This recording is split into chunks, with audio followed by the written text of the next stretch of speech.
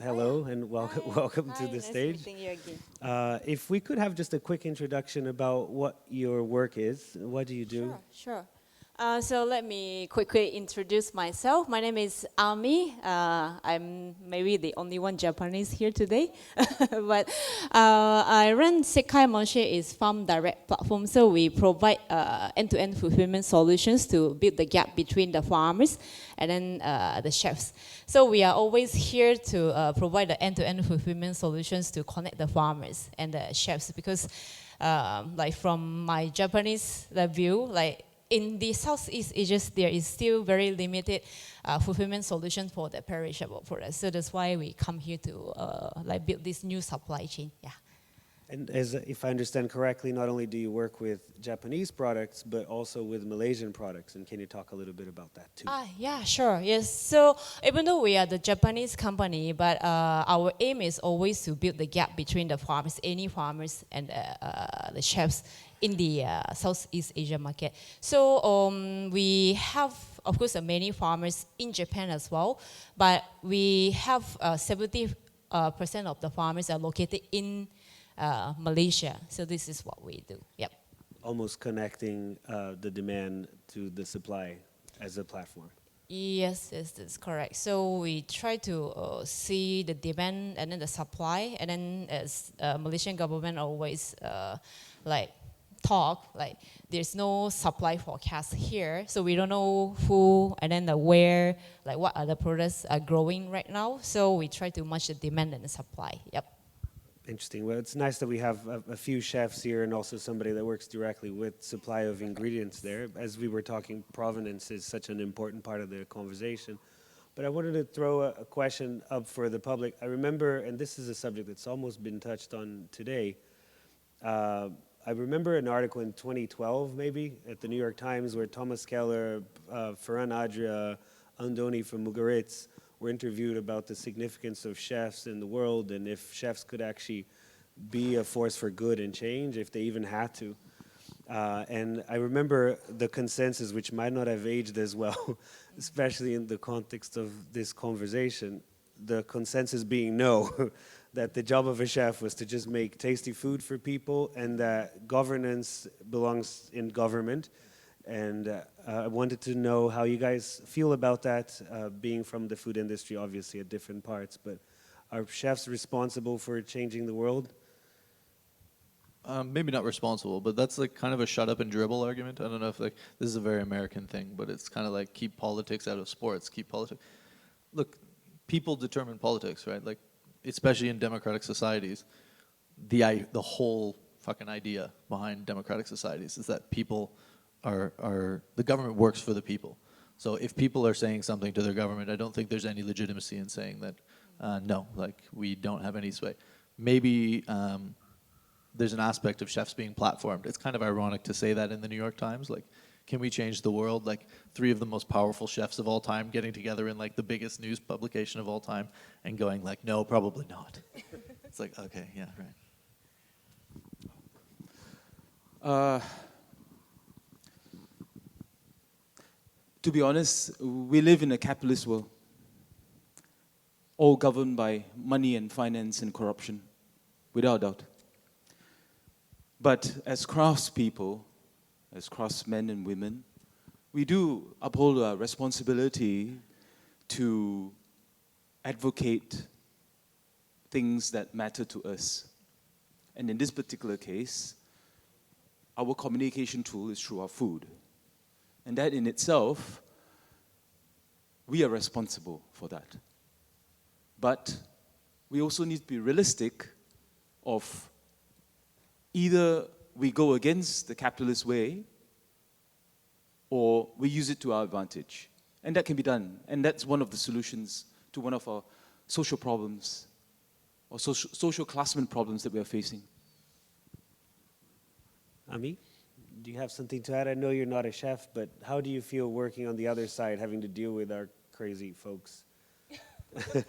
Yeah, of course, there are a lot of challenges as well, but yeah, it's what we are always trying to give is like to match the supply and the demand. So the supply could shape the demand, but the demand could shape the supply as well. This is what we believe as well. Yep.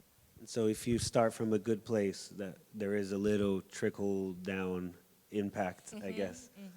And so is it fair, do you guys feel also that the conversation, because also of the popularity of chefs and the whole rock and roll chef movement, that perhaps we took a conversation that was a lot more about immediate action, things that you could do with your staff, with the people in your community, things that were closer to you, to now like center stage, big videos and things like that that perhaps end as they start almost? Should we just be taking care of our own more and less broad conversations? Is this a relevant topic at all? Am I rambling? Always. I don't think those are sort of non-overlapping magisteria, right? Like you can do both of those things at the same time. Like I can run a small restaurant that supports the right producers, and then if people like Kita choose to give me a voice, can talk about larger issues in the food industry that I'm in no position to solve personally. But if like the whole industry is aware of them and moves in the right direction, that the industry can solve as a whole. So I think, in some sense, you can do both. I guess as a reference to greenwashing and just staying also on top of all of the trendy words and hashtags that were out there, there's a substantial amount of change that seems to stop because of how much time we start marketing them, you know, how much time we spend marketing them. Do you guys have something to say about that? And I take you to be a man of very few words there, Darren. But in the process, it feels like these are one of the words that you probably say, that maybe we talk too much and do little. How do you feel about that?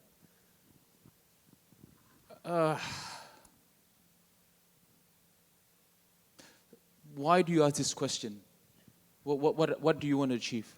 I want to figure out if collectively all of this isn't getting in the way of us actually doing our jobs. I once spoke to a very wise guy called Mark Best, and I asked him to sit at a podcast with me. And he said, no. And I said, why not? And he said, because I think this is part of the problem. And I'm like, well, I'm trying to expose the problem so there's a solution. And he said, a solution is carved with your hands in the day-to-day. And I wanted to know how you feel about that. I don't want to be in a position of judgment, to be honest. I do appreciate the efforts that the Kita Festival is doing, and we're having these open conversations and creating better and more healthier relationships in terms of community base. However, I think what everyone wants to know is the solutions to problems that we are facing through. But is this conversation substantial enough to mean something? I'm not sure so much, but yes, I mean, if you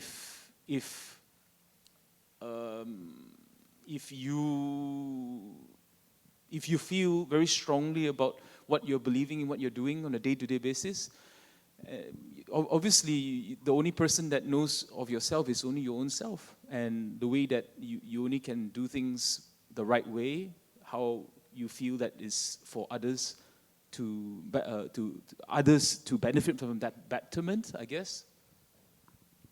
Thank you. I have a question about provenance and quality. Growing up, especially at Michelin backgrounds or fine dining restaurants, and obviously in your relationship with suppliers and farmers as well, we learned very quickly to separate good stuff from amazing stuff. But a lot of the times, very good, tasty, quality product, things that we'd be very happy and proud to serve to our guests, aren't necessarily from the most sustainable sources. Perhaps they come from very far away. Where does your heart sit with all of this, knowing that perhaps you're serving something that will provide a great deal of delight to somebody, but might not be impune, I guess, or might have a negative weight or connotation, sustainably speaking? Okay, fine. To me, the best food, for me, the most ideal way, in a non-commercial sense, is to basically grow your own food and cook your own food and self-sustain that. And hopefully you get guests coming over to your home or your restaurant and enjoying that short distance of sourceability of items. That to me would be the most idealistic sense. And I think it just trickles down all the way down to a point where we need to decide. We can decide, actually. We can decide we only want to serve 2 people per night, per service. And you probably earn 1 Michelin star. And it's this paradox of accepting against something which is so overwhelming. So you choose. I mean, 20 years from now, I would like to practice that, as what I just said, you know. You grow your own food, you cook your own food, and I think that gives the greatest pleasure. I think that's the most sustainable way of feeding yourself and feeding others, I guess. Thank you. Do you guys have something to add in regards to this? Yeah, I am like kind of like the middle, always the middle positions between the farmers and the chefs.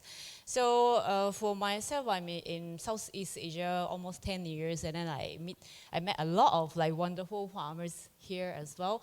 And then whenever I found like very like good like passionate farmers and wonderful for us.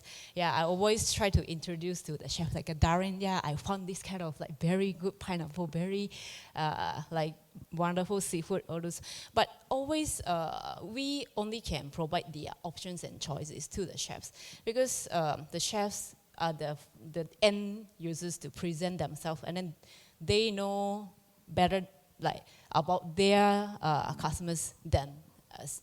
So any ingredients, I believe we can only provide the options, but we try to always come out the transparency. So, but in the current traditional supply chain, it's a very, very hard to know which what's the transparency. So like where it's coming from and all this, is it really organic? Like is it certified by ASC? Yeah, that kind of information is not really transparent. So we try our best to give this kind of transparency as much as we can. So chef, if they want to go for sustainable products, then yeah, they can have their options and then the choices. Yes.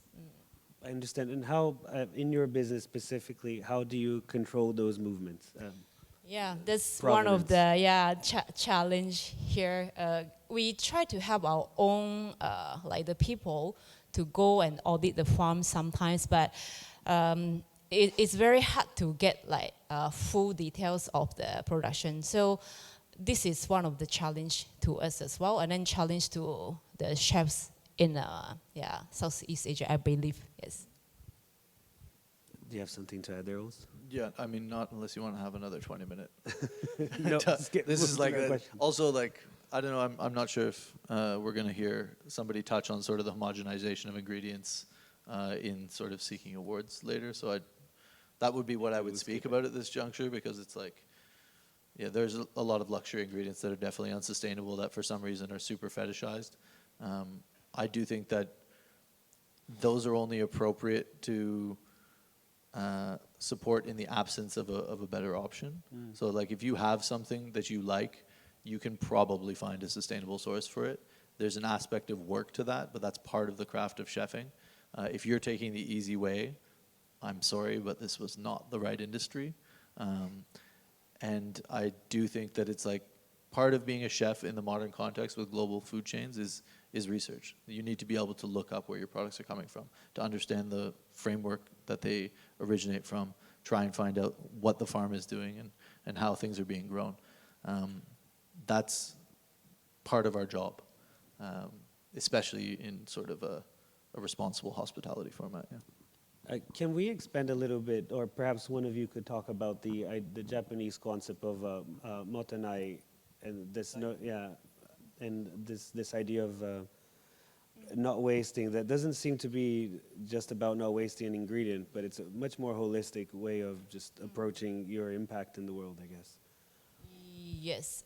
So yeah, motenai. I believe some of you know about this word, but it's basically the meaning is of like don't waste your things. Yeah, but it's not just to waste the products, but not waste of about your opportunity as well. So we also always try to use this kind of this word, the motenai, to like utilize the things as much as we can. Yeah, this is what we do.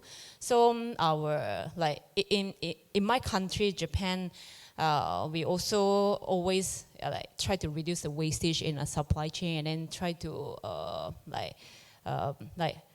always keep trying to think about how we can improve. Yeah, so how we can improve the transparency, how we can improve the quality of the products, how we can improve the varieties of the choices. Yeah, the kind of things. Yeah. Yeah, it definitely has the like contextual motaina is like what a waste, right? That's like literally what it means. But it can be, it's not necessarily even an object. Like it can be about time. It can be about like the environment you're in, or like if you don't fully exploit a moment, it can be motaina. Like if you don't grasp what's going on, it can be motaina.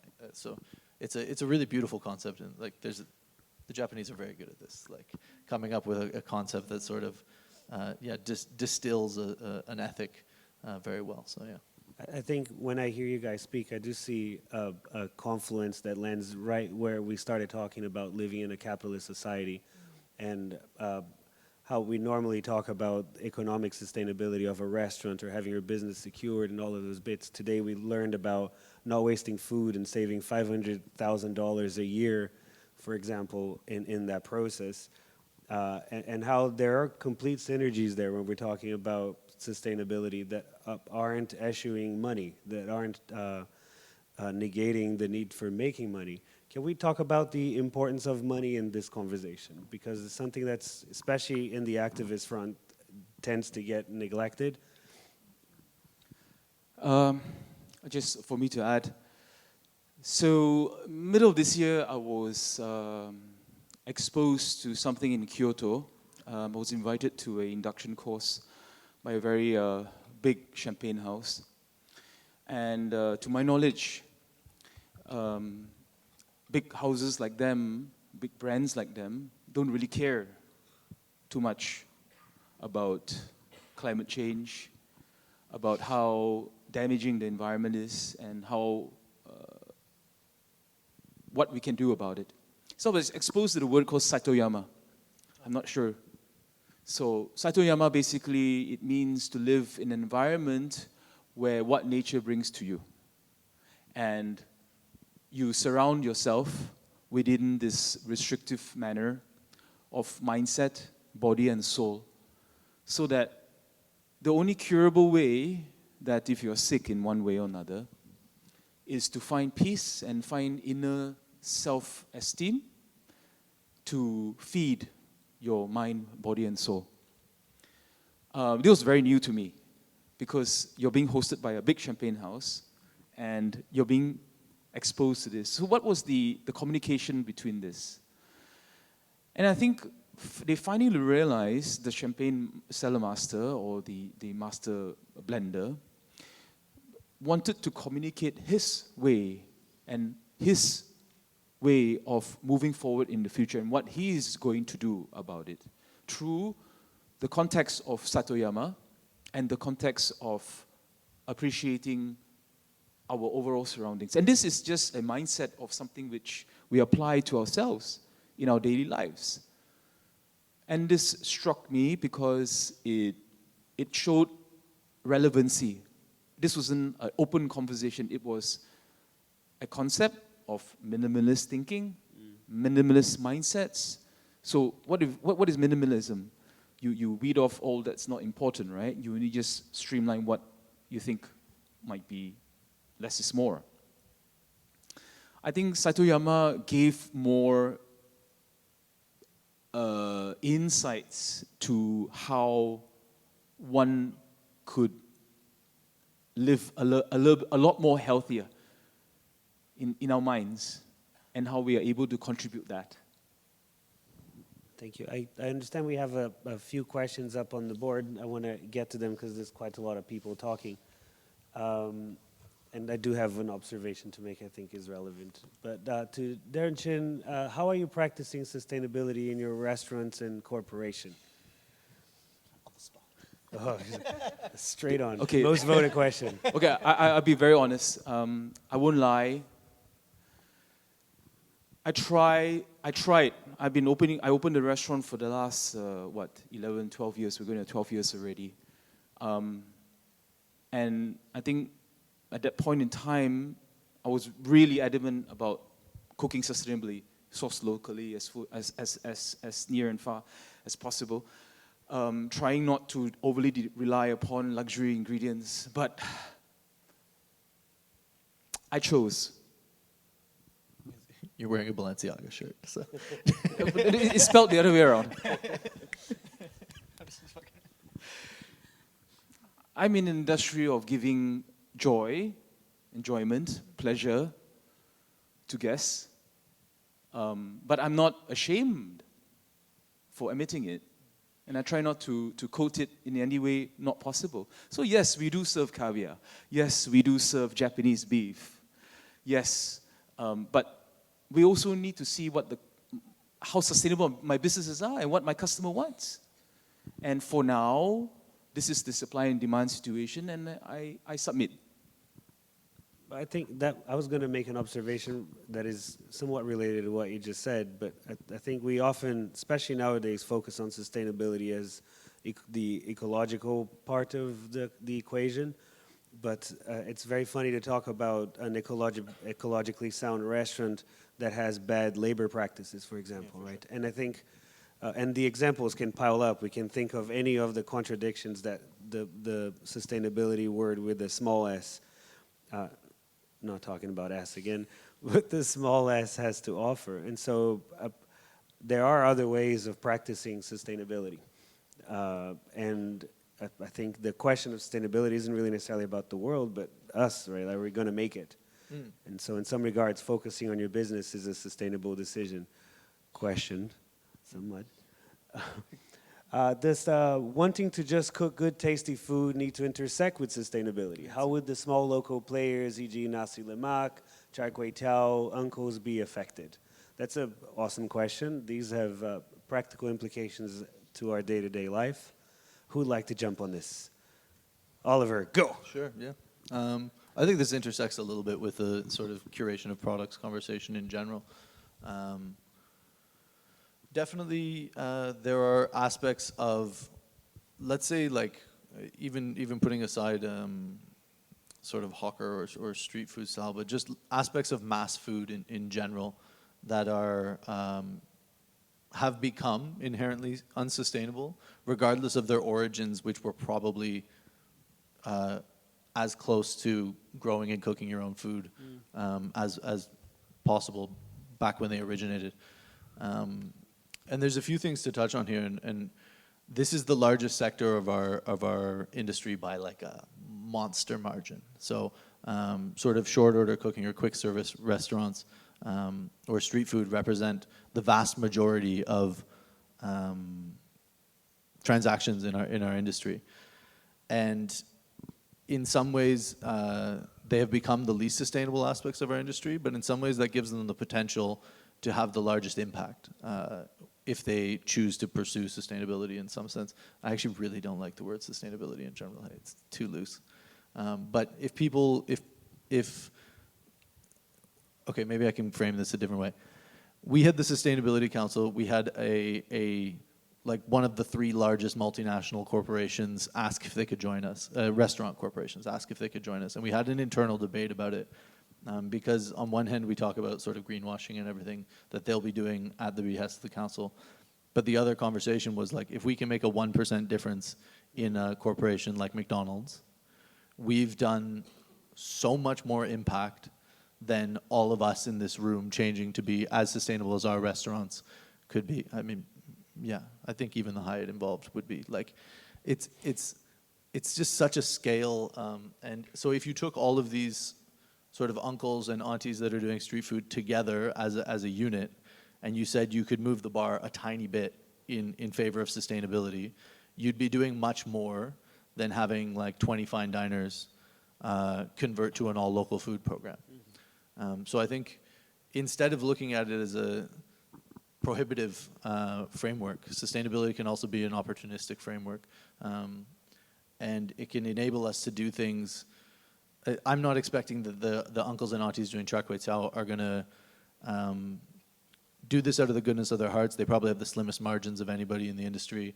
They probably work the hardest. As much as I was complaining about how I came up through kitchens, I've seen some hawkers, man, that are like been pushing 40 years doing the same thing, and it's a wildly difficult industry for those people.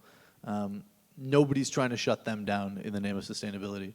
I think sustainability takes place after financial sustainability. So environmental sustainability takes place after financial sustainability. If you have the capital in order to invest in your business, you should be doing that in a sustainable way. There's an argument to be made that new industries that come up should have to sort of have a circular approach. But I think traditional and heritage industries should not suffer at the behest of trying to, make their noodles better sourced when their noodles would cost 3 times the price and they'd never be able to survive if we were changing that. So. That's a great observation there. I've a couple of questions there. I'm going to try to join just in the interest of time, but I've noticed questions regarding provenance specifically for AMI. And let's go. Being a food supply platform, how much responsibility do you feel is yours in shaping the demand? We spoke a little bit about this a second ago or twice today about demand being affected by supply. And how much responsibility do you think the food suppliers have on introducing equitable products of greater provenance, creating a marketplace for good quality, wholesome, delicious ingredients? All right, yes. This is quite challenging, but we started here in Malaysia 5 years ago, and then we try to have and accumulate all the data of the supply and then the demand. And then we are slowly starting to have our AI demand forecast and to match the supply and the demand as well. Because we don't want to deny like the demand, or we don't want to deny any like supply. We just want to make sure the supply and then the demand is always like matching each other. This is what I always hope. So we try to like know more about the demand, and then we also try to work out with all the farmers. So sometimes we also give our demand forecast, for another 3 months, 6 months, another year, so they can grow according to the demand as well.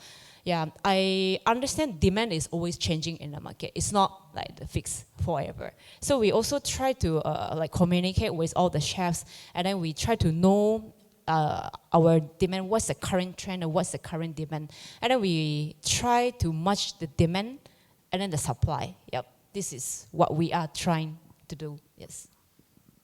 I have one more question if you have time. No, I do not. Okay, well, thank you very much. It was a question somewhat related to these topics. I mean, obviously we're flowing food and moving food around and potentially not being super positive, but at the same time, what are we going to do? I have an anecdote, and then I'd like to throw it open there to see if anybody would like to take this, because I think the topic is very gray and difficult to address. There's a small village of people in Mexico that grow a very specific type of chili in altitude that's only in season for a few weeks of the year. And for generations, these farmers have been putting these chilies up in the farms and creating a market for it. But because it's a very difficult chili to grow with very little demand in Mexico, the tradition and the seed was about to get lost until a fella from Copenhagen with a beverage company saw the potential for that chili and literally bought the entire production over the course of 5 years running and literally supported the village with a demand from the other side of the world. And we're often talking about the notion of sustainability being really tied to this notion of locality, right, and 0 mile. But very often, sometimes even, and it's not necessarily a beneficial conversation to have sometimes, you get heat for it. We forget that the world's a pretty small place, and we've been moving food around for the longest time. Where do we stand here? Like, how do we move forward with some form of equitable, reasonable, moral ground? Discuss. Do you want to go first? Because I have a... Yeah. Still thinking what answer. It's a tricky one. It baffles me to this day, you know. Statistically, like from a pure data point of view, when you're looking at, it'll be products, based on the emissions of transport, it's a relatively small percentage. So especially with proteins. If you ship a responsibly sourced protein from the furthest possible point in the world, it's much more sustainable than sourcing a super, like we call it conventional ag, but like, you know, destructive agriculture protein from right next door. Transport plays in beef, it's like a 1 to 3% role. It scales up into vegetables a little bit, but there's almost no product in which responsible production wouldn't trump the transportation. So the only caveat to that is like land use change. So depending on how the farm came about in the first place, it's like if they were, you know, making really ethical beef, but they plowed the Amazon to do it, that's terrible, obviously. And then you're looking at an impact that's far greater than most sort of destructive ag. But in general, an ethical product from further away is a much better decision than a sort of semi-destructive or destructive product from right next door, just carbon emissions wise. Yeah. Any closing addresses there for any of you? Thank you very much. Complicated topics altogether. Thank you all for your patience. Thank you. Thank you.